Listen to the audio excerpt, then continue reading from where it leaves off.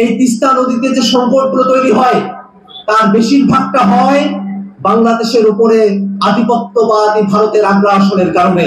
মাওলানা ভাসানী আমাদের কাছে এমন এক উজ্জ্বল ব্যক্তিত্ব, যিনি এই বাংলাদেশে যে কোনো ধরনের আগ্রাসনের বিরুদ্ধে তিনি প্রতিবাদ করে গেছেন।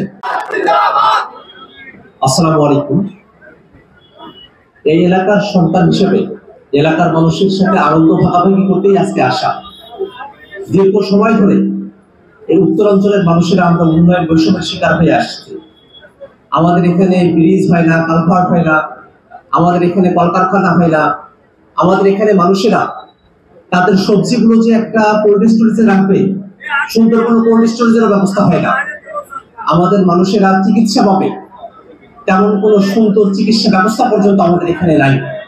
কিন্তু আজকে যখন আমরা আমাদের সরকারের মাননীয় উপদেষ্টাকে এখানে পেয়েছি, তার কাছে আমরা একই সাথে কৃতজ্ঞ যে তিনি তার ব্যস্ততম সময়ে আমাদের উত্তরাঞ্চলের মানুষের সঙ্গে এই আনন্দ ভাগাভাগি করতে এসেছেন এবং তার প্রচেষ্টাতেই যে সেতু আজকে তিস্তা নদীর উপর স্থাপিত হলো, উদ্বোধন হলো, সেই সেতুর নাম তিনি করেছেন মাওলানা ভাসানী সেতু।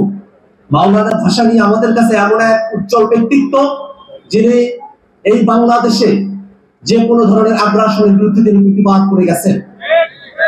আমরাও বিশ্বাস করি এই তিস্তা নদীতে যে সংকটগুলো তৈরি হয় তার বেশিরভাগটা হয় বাংলাদেশের উপরে আধিপত্যবাদী ভারতের আগ্রাসনের কারণে।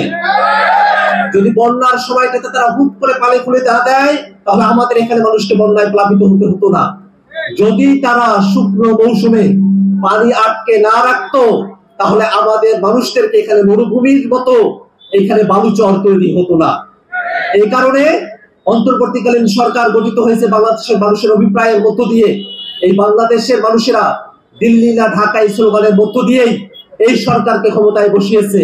অতএব আমরা সরকারের কাছে প্রত্যাশা করব, আজকে যেভাবে তিস্তার উপরে মাওলানা ভাসানী সেতু উদ্বোধন করা হয়েছে, এমন একটা সময় আসুক যেদিন এই তিস্তা সকল সমস্যার সমাধান হবে এবং এই উত্তরাঞ্চলের মানুষেরা শিল্পে, স্বাস্থ্যে, শিক্ষায়, কৃষিতে সর্বক্ষেত্রে তাদের ন্যায্য পাওনা বুঝে পাবে।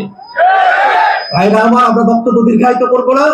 আমরা সকলের কথাগুলো, আমাদের যে অপূর্ণ কথাগুলো আছে, সেগুলো আমরা আমাদের বক্তারা এখানে উপস্থাপন করবেন। আমরা আমাদের উপদেষ্টা মহোদয়ের কাছ থেকেই কথা শোনার জন্য এখানে উপস্থিত হয়েছি। আপনাদের সকলকে আবারও সালাম জানিয়ে আপনাদের এলাকার সন্তান হিসেবে দোয়া কামনা করে আমার বক্তব্য শেষ করছি। আসসালামু আলাইকুম।